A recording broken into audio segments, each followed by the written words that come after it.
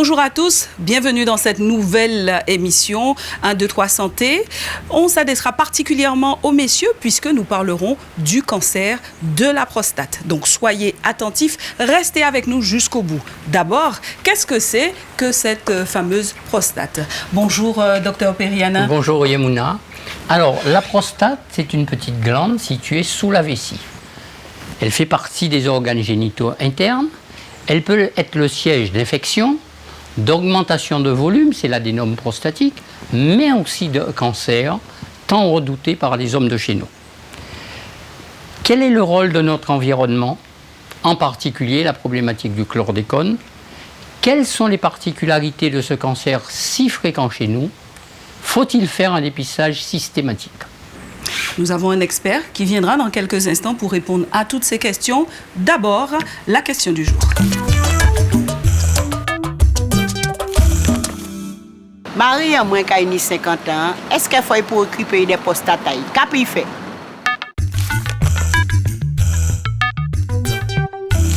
Eh bien, voyons ensemble si cette dame a bien raison de se préoccuper ou pas de la santé de la prostate de son mari. Bonjour, professeur Blanchet. Bonjour. Bonjour. Vous êtes chef de service d'urologie au CHU de la Guadeloupe. Merci d'être avec nous. Alors, est-ce que cette dame a raison ou pas de se préoccuper de la santé de son mari? Merci de m'avoir invité. Oui. Et puis, bien sûr, cette dame a raison, si elle veut du bien à son mari, elle a raison de lui faire évaluer sa prostate. Voilà, c'est exactement la bonne tranche d'âge dans laquelle il est important pour un homme, comme le font les femmes pour d'autres organes, de venir faire évaluer sa prostate avec son médecin traitant et quelquefois avec un médecin spécialiste. Donc, à partir de 50 ans. Voilà, 50 ans, avec des petites nuances. C'est lorsqu'il y a des antécédents familiaux assez forts. Il faut peut-être commencer encore un petit peu plus tôt, surtout dans notre région où c'est une maladie particulièrement fréquente. Quels antécédents familiaux, juste rapidement? Les antécédents familiaux, surtout de cancer de la prostate, et quelques autres cancers qui peuvent orienter aussi. Donc, se préoccuper dans une famille où il y a des cancers de la prostate et d'autres cancers encore, se préoccuper de sa prostate encore un peu plus tôt que 50 ans. Ok. Alors même comme vous disiez, même avant 50 ans, quels sont les signes qui doivent alerter? Alors malheureusement, aucun signe d'alerte. Spécifique. Voilà, les signes du cancer de la prostate sont tardifs. C'est-à-dire lorsque le cancer de la prostate est avancé et à un moment où on ne peut plus le guérir, mais simplement le ralentir. Et ces signes, quels sont-ils? Eh bien, des signes locaux, des difficultés urinaires marquées, du changement de couleur des urines, du sang dans les urines, une obstruction du fonctionnement des reins, donc une maladie rénale, une insuffisance rénale, et surtout des douleurs quand ce cancer est parti dans le squelette. Des douleurs diffuses, généralisées, un affaiblissement du corps, une perte de poids, une immense fatigue. D'accord, donc sans préoccuper tant qu'il n'y a aucun signe. S'en préoccuper avant que les signes apparaissent, c'est être en situation de pouvoir le guérir. Ce cancer est, semble-t-il, beaucoup plus important, plus fréquent chez les Noirs. Oui, tout à fait. C'est un des cancers qui a la plus grande variation de fréquence suivant l'endroit où vivent les populations. Donc il est très peu présent dans les populations qui sont sur le continent asiatique. Il a une fréquence différente entre les Européens du Sud et les Européens du Nord. Et puis, il est très fréquent chez toutes les populations qui sont issues d'une migration à partir de l'Afrique. Donc, il y a une susceptibilité génétique pour ce cancer dans notre région. Vous avez dit génétique. Est-ce que les conditions d'alimentation, par exemple, peuvent influer aussi? Bien sûr. Donc tous les cancers sont un mélange de susceptibilité génétique et d'influence de facteurs de l'environnement. Et c'est ce qui fait que chez telle ou telle personne, un cancer va plus ou moins s'exprimer. On peut avoir une susceptibilité génétique, mais ne pas rencontrer dans l'environnement les circonstances qui vont amener à développer ce cancer, ou bien avoir les moyens de résister à notre environnement et de ne pas développer un cancer. C'est la notion moderne d'épigénétique. Et l'environnement aussi en fait partie, et en particulier notre problème de chlordécone. Tout à fait. Donc le chlordécone est est un facteur de risque modifiable que malheureusement nous avons eu à subir pendant une trentaine d'années dans la région Guadeloupe et aussi bien sûr dans la région Martinique. Les autres facteurs de risque du cancer de la prostate, l'âge, on ne peut pas changer son âge, les antécédents familiaux, on n'y peut pas grand-chose, l'origine de notre population, mais le chlordécone, c'est un perturbateur de l'environnement, ce qu'on appelle aujourd'hui les perturbateurs endocriniens. Ça, c'est un facteur de risque ajouté et qui aurait pu être évité. Tout à fait, malheureusement. Quelle est la fréquence justement de ce cancer de la prostate chez nous? Alors, c'est notre premier cancer. On en a beaucoup en moins. Hein, le registre des cancers enregistre tous les cancers en Guadeloupe. Et on a beaucoup de cancers qui sont moins fréquents que dans les autres régions de France. Moins de cancers du côlon, moins de cancers du poumon et d'autres encore. Mais on a quelques particularités et on a surtout le cancer de la prostate en plus. Donc c'est le premier cancer en fréquence. Il représente à lui tout seul presque la moitié des nouveaux cas de cancer en Guadeloupe, tous sexes confondus. Et c'est aussi le premier cancer en mortalité devant tous les autres sites de cancer, les autres organes. Vous avez parlé du registre des cancers, professeur Blanchet. Faisons le point sur la question avec docteur Delumeau.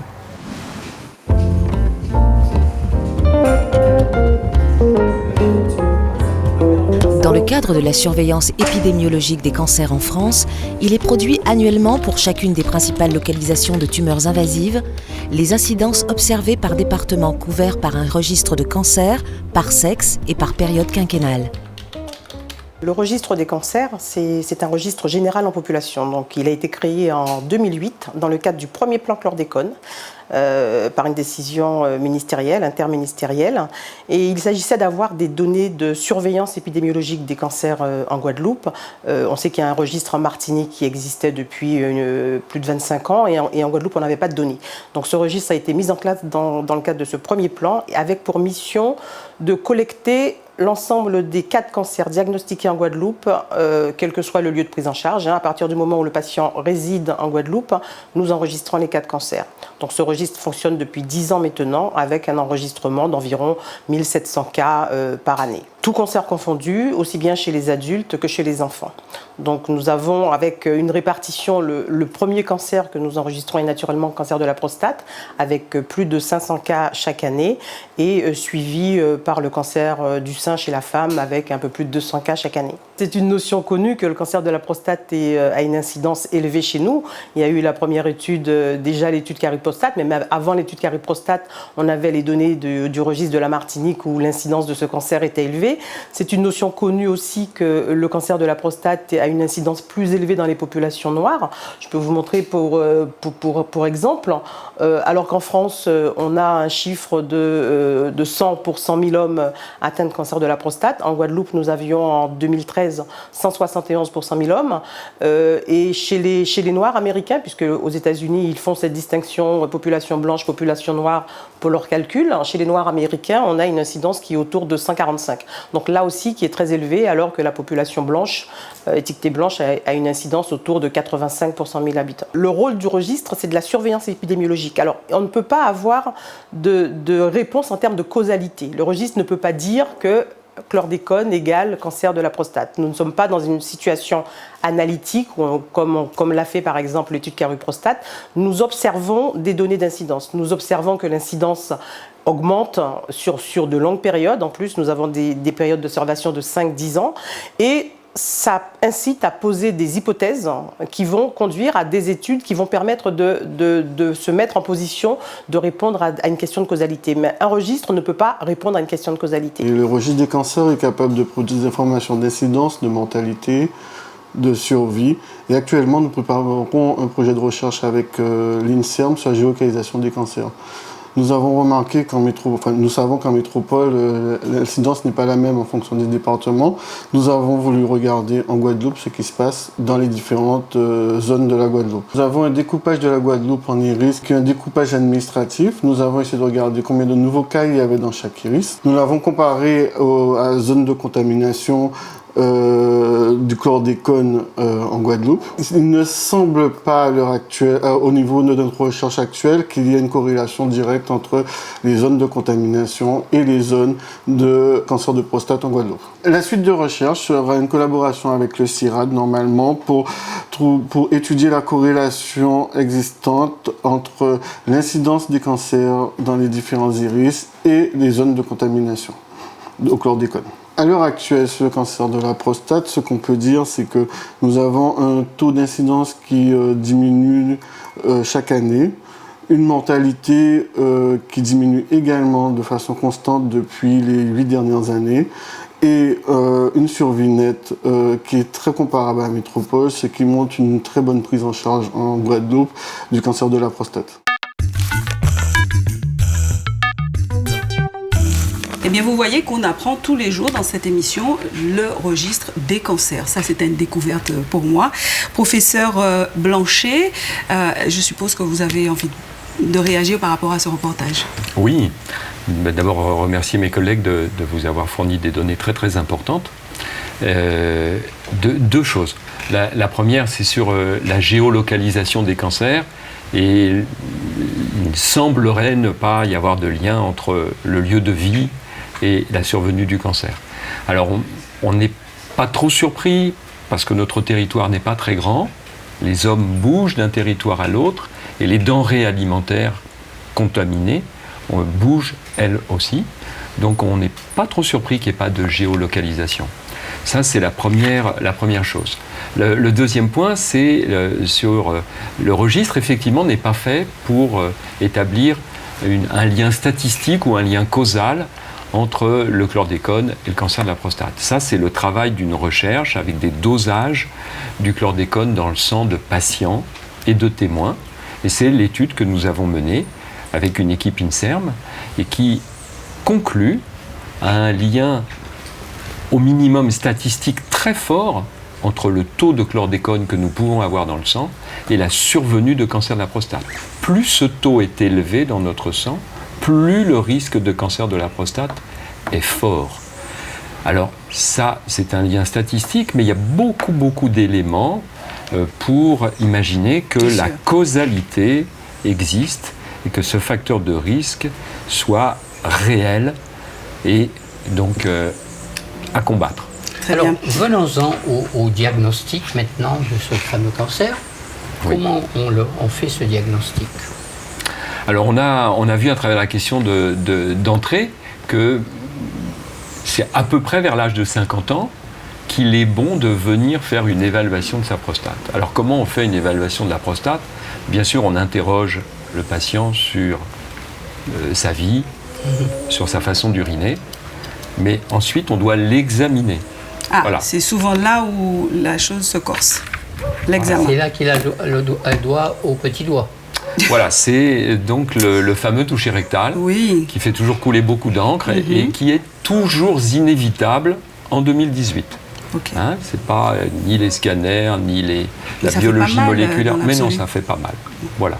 C'est parce que les hommes sont plus douillets, par exemple, que les femmes. Oui, oh bah, ça c'est certain. Et oui, hein. Donc voilà, mais ça ne fait pas mal. Ça, c'est la première démarche. Et puis il en est une deuxième, donc ça coûte pas cher. Voilà, pour la société, c'est un examen simple à réaliser. Et la deuxième, toujours assez peu coûteuse, c'est un dosage dans le sang qui va permettre de voir si on est dans une zone à risque ou pas d'avoir un cancer de la prostate. Donc une prise de sang. Une prise de sang, un toucher rectal. Et c'est fini. Et c'est fini. Après, il y a en tout cas, on sait là où on en est. On sait à peu près où on va. Je pourrais peut-être apporter quelques nuances dans vos questions ultérieures. Ça, justement, on le verra dans la deuxième partie de l'émission. Restez avec nous. Il y a encore de nombreuses choses à dire sur ce cancer de la prostate. C'est tout de suite.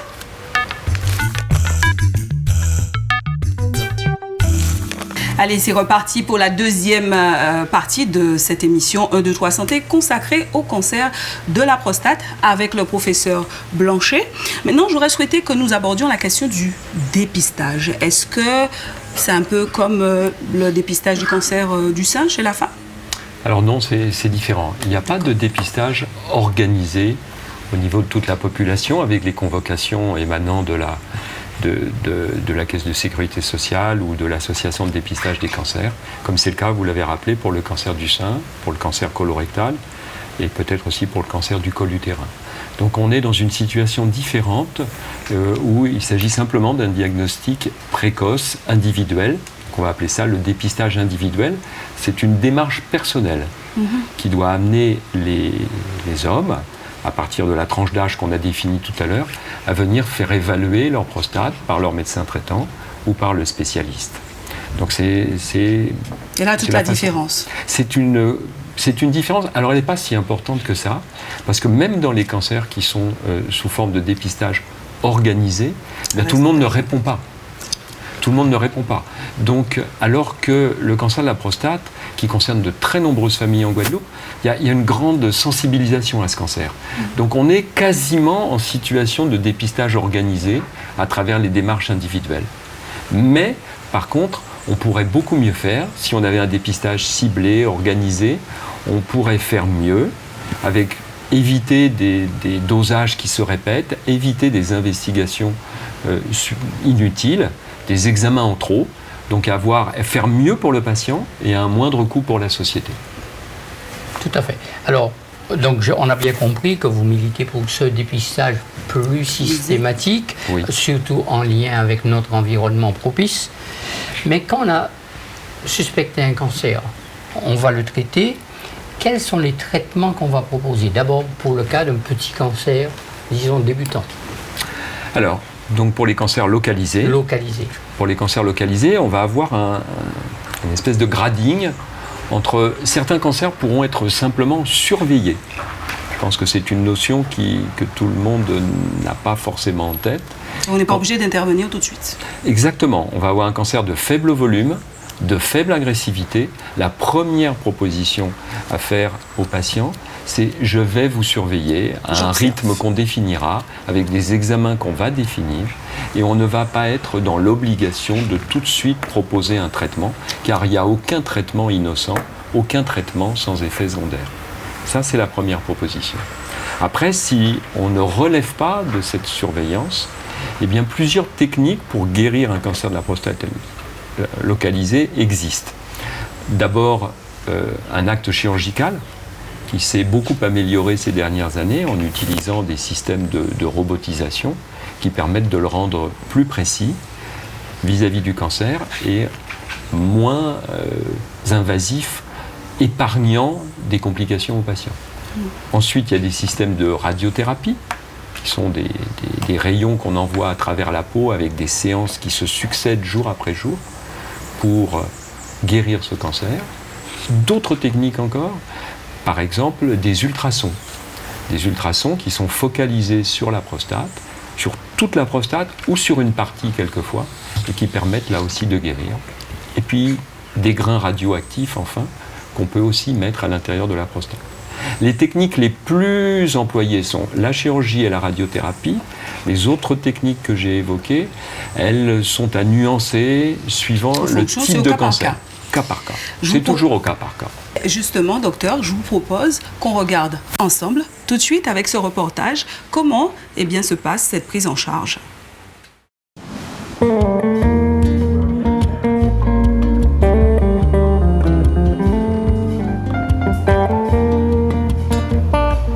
Le CHU de Pointe-à-Pitre possède l'un des meilleurs plateaux techniques de France pour traiter le cancer de la prostate. Dans le service d'urologie du professeur Blanchet, découvrons une équipe qui possède une réelle expertise en chirurgie robotique. Cette technique propose de nombreux avantages, et pas des moindres, par exemple une diminution considérable des troubles de l'érection.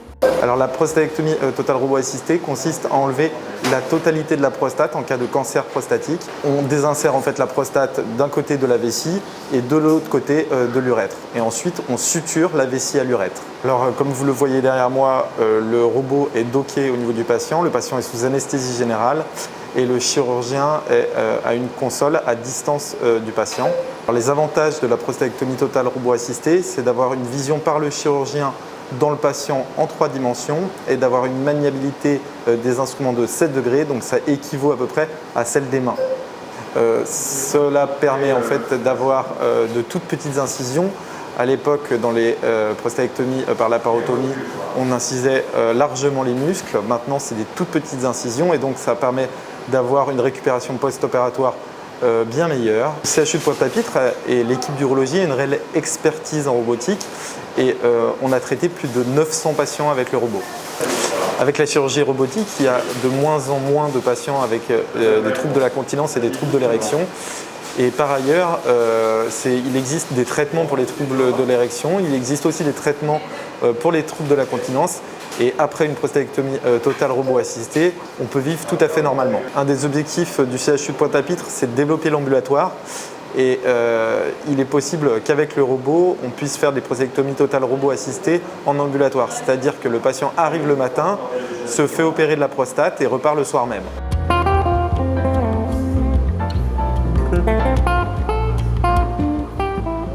Le service d'urologie du CHU de Pointe-à-Pitre s'est équipé de la toute dernière technologie révolutionnaire pour le traitement du cancer de la prostate, le Focal One.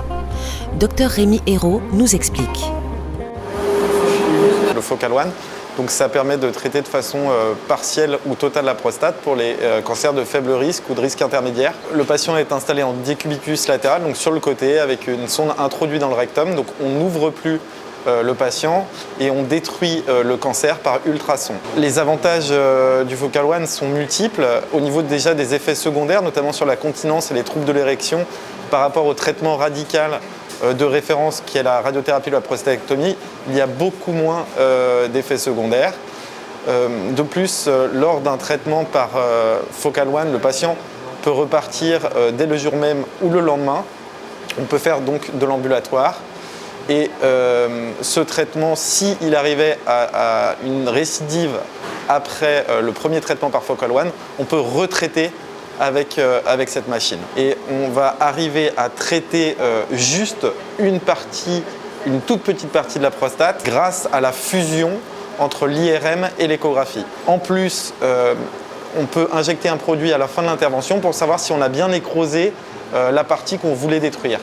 Et si on n'a pas détruit cette partie, on peut retraiter pendant la même séance.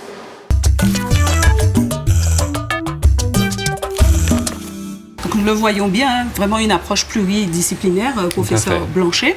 Par contre, pouvez-vous nous parler de la prise en charge pour les cancers avancés? Alors voilà, la deuxième catégorie de cancers après les cancers localisés, les cancers avancés. Les cancers avancés, on ne les guérit plus. Okay. Donc il faut bien quand même que nos auditeurs aient bien cette notion qu'on a dépassé le stade de la guérison. Néanmoins, il y a eu beaucoup d'améliorations ces dernières années. Pendant très longtemps, on n'a pas su quoi faire.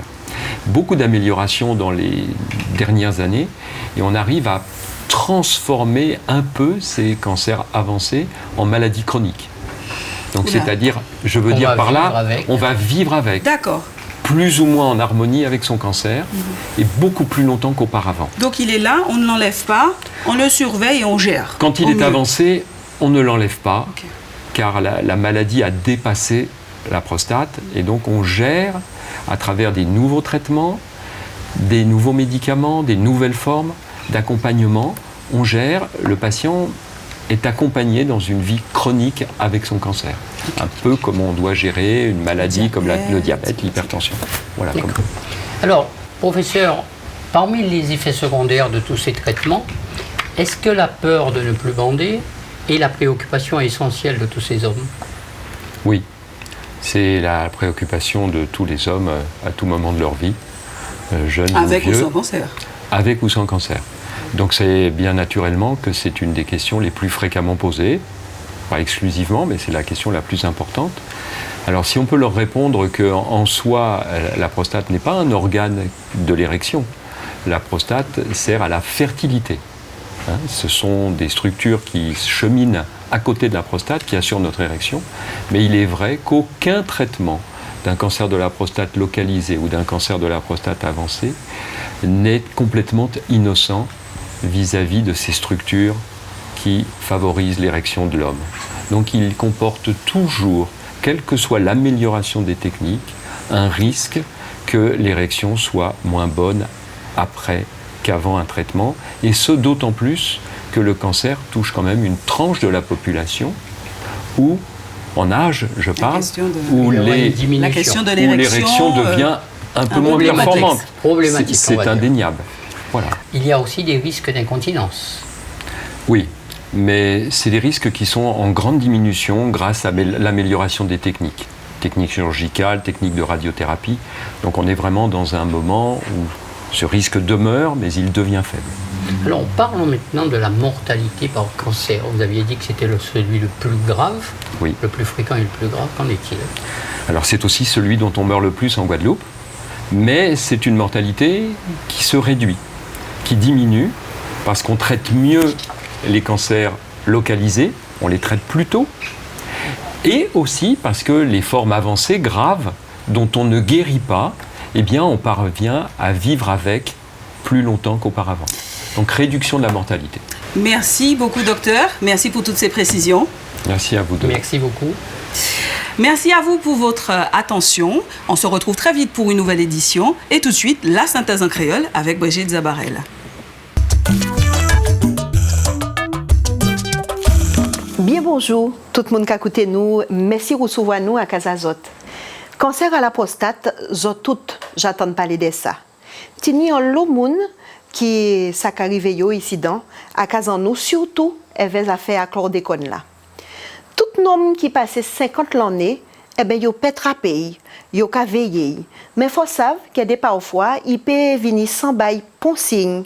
Quand il peut aussi ba des petits douleurs, des petites difficultés les au capisser, des saignements à dents pipiao ou à dents spermao. Professeur Blanchet, qui est chef de service à urologie, qui est un expert niveau national, expliquez-nous que si nous tenions dans ces signes-là, eh bien, faut soit faire en IRM, soit en échographie, pour nous faire ça, un dosage à SPA prostatique. Mais il y a encore, pour précision là, faut faire un examen avec toucher rectal pour bien dépister maladie là. Si vous trouvez un cancer là, eh bien, là où il cancer de la prostate, des parfois, premier bité à faire, c'est d'attendre, de patienter, de ne pas faire rien. Pourquoi? Parce que c'est un cancer qui a évolué assez l'année. Tini des cas, il a proposé des rayons, la chirurgie pour ôter cancer là. Professeur Blanchet, t'es dit nous, hein, Jean, il a fait grand avancée en domaine là. Justini robot qu'a opéré dans le service AI. Ça qu'a fait avec plus précision, opération là, et même traitement là. Tini aussi possibilité voyer des ultrasons. C'est un petit son qu'a mettre en anus ça on fait ça. Plus vite ou poter manève et plus vite ou que peut soigner. Alors tout homme qui a gardé nous prend précaution à prostate azote. Rendez-vous en d'autres jours, même les Zoja Connaître et merci fidélité azote.